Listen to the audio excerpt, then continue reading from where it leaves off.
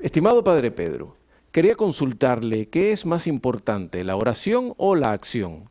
Yo creo que se debe de tener un balance, pero es una discusión que he tenido con un hermano que me decía que es más importante la oración. Saludos, Juan Pablo Martínez, Argentina. Juan Pablo, gracias. Pregunta interesante y qué bueno que estén haciendo estas preguntas tan interesantes porque realmente nos ayudan a todos pues, a obtener una perspectiva mucho más clara de Dios y lo que Dios quiere para nosotros. ¿Qué sería más importante, la oración o la acción? Parece que los dos son igualmente importantes, pero sin embargo podemos decir sin lugar a dudas que la oración es más importante. Si nosotros vamos al Evangelio según San Lucas, el capítulo 10, versículos 38 en adelante nos habla de dos mujeres que atendieron a Jesucristo cuando Jesucristo vino a la casa de ellos. Una era Marta y otra María, hermanas de Lázaro, a quien Jesús resucitó entre los muertos. Y nos dice la palabra de Dios que María se sentó a los pies de Jesús para escucharlo, mientras que Marta se pasaba pues preparando las cosas para su almuerzo, para su comida, etcétera. Y llegó un momento en que, pues, Marta se quejó con el Señor y le dijo, Señor, ¿no te importa que mi hermana me haya dejado sola para atenderte? Dile que me ayude. ¿Y qué es lo que Jesús le dice?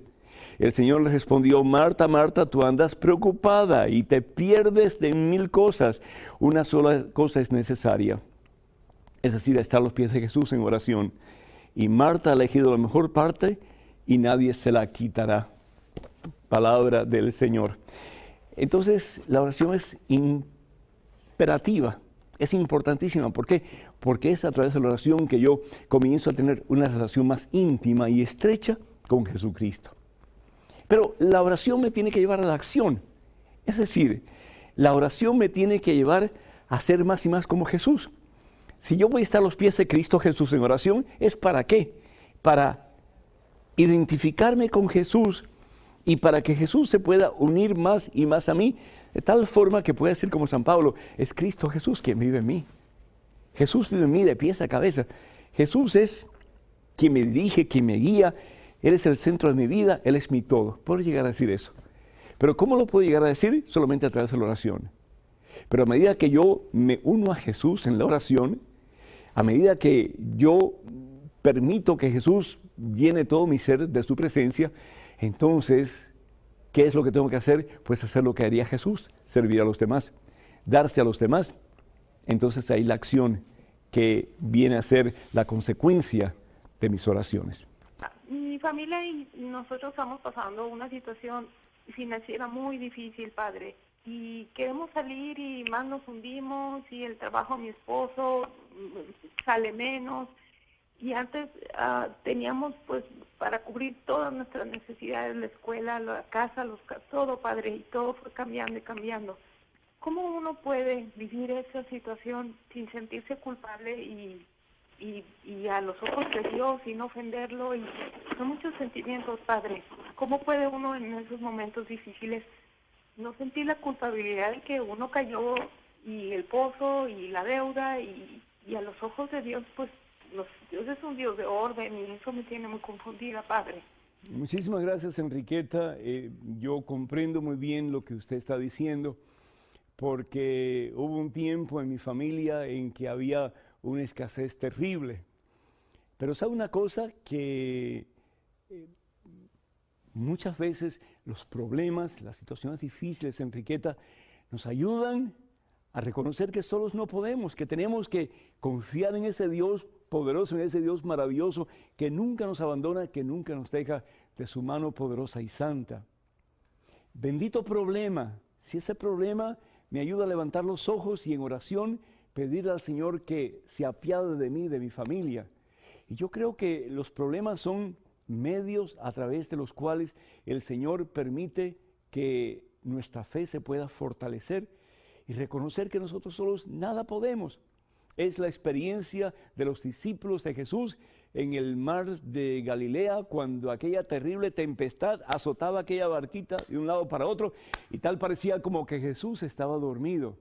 Evangelio según San Lucas capítulo 8. Pero Dios parece dormir, pero siempre tiene los ojos abiertos. Y en el momento de más necesidad, en el momento de más penuria, en el momento de más soledad, en el momento en que uno siente tal vez que Dios lo ha abandonado a uno, es cuando Dios más cerca está de uno. Eso se lo aseguro, Enriqueta, se lo aseguro. ¿Qué hacer en esta situación? Yo creo que es un momento de gracia, de bendición, y se lo digo con todo mi corazón, para que usted y su esposo se unan a sus hijos y puedan decir cómo nosotros en este momento de dificultad por el que estamos pasando, podemos hacer para que el Señor realmente sea quien aguante nuestra pequeña barquita, y esa barquita, lejos de hundirse, se pueda cimentar más y más en esa roca firme que al fin y al cabo es el Señor Jesucristo. Yo recuerdo cuando nosotros vinimos aquí a los Estados Unidos y 5 años más tarde vinieron nuestros padres. Papá era el único que trabajaba limpiando pisos en un hospital, limpiando inodoros. Y eso era todo lo que teníamos. Nadie más trabajaba. Éramos 7. Y comíamos por la mañana avena y por la noche avena. Y eso era todos los días. Éramos 7. Y cuando había un pedacito de pollo, era una fiesta, era una celebración. ¿Por qué? Porque el pollo realmente no existía como en nuestra dieta, no era parte de nuestra dieta. Pero ¿qué fue lo que pasó como resultado de eso? Nos dimos cuenta que lo básico, lo más importante, que era el amor, los unos para con los otros, sí lo teníamos. Y cuando alguien tenía algo extra, lo compartía con los demás. Y yo creo que yo lo he compartido aquí anteriormente, pero yo recuerdo que una de las primeras veces que fuimos a visitar la familia que nos cuidó cuando nuestros padres estaban en Cuba todavía, estábamos en un foster home, la señora nos invitó a café cubano, y el café cubano se sirve en una tacita muy pequeña. Y cuando dijimos todos que sí queríamos café, y el café para nosotros era como un lujo, porque no tomábamos café en ese tiempo, no había dinero para comprarlo, pues la señora regresa a la cocina y nos dice, lo siento mucho, pero solamente tengo café para una tacita. Y nunca se me olvidará esa frase de mi padre. Le dice, señora, muchísimas gracias, de esa tacita vamos a tomar los 7. De esa tacita vamos a tomar los 7. Enriqueta, muchas veces los papás le dan a los hijos lo que tienen y lo que no tienen. ¿Para qué? Para que los hijos supuestamente no sufran las carencias que ellos sufrieron cuando eran jóvenes. Pero ¿sabe una cosa? La carencia es buena, porque nos hace reconocer que necesitamos de Dios. A veces cuando tenemos demasiado, Enriqueta, nos olvidamos de Dios. A veces cuando tenemos muchas cosas, nos olvidamos de Dios. Y no solamente nos olvidamos de Dios, los hijos muchas veces menosprecian a sus padres. Y no solamente menosprecian a sus padres, pero sienten como que sus padres le tienen que dar a ellos todo lo que los hijos piden. ¿Y cuántos muchachos no conocemos nosotros? Y no solamente en Estados Unidos y Norteamérica, en todo el continente americano, que exigen y que piden. ¿Y cuántas veces le dice el hijo a su papá o la hija a su mamá o viceversa, te odio porque no me estás dando lo que tú quieres? ¿Y cuántas veces no he visto yo personas que vienen de otros países a Estados Unidos y Norteamérica y sudan la gota gorda tratando de trabajar y de obtener un poquito de dinero, y muchas veces casi completamente lo mandan para sus hijos, y los hijos ni aprecian el sacrificio que los padres están haciendo?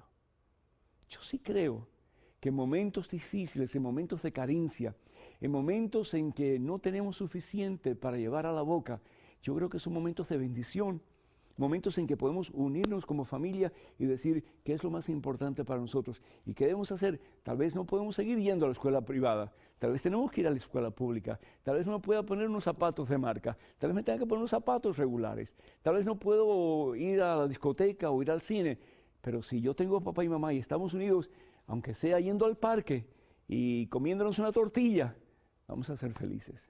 Y al fin y al cabo, pues eso es lo que vale y eso es lo que cuenta. Porque todo lo demás pasa, pero el amor de la familia se mantiene. Y si Jesucristo está en el centro, más aún todavía.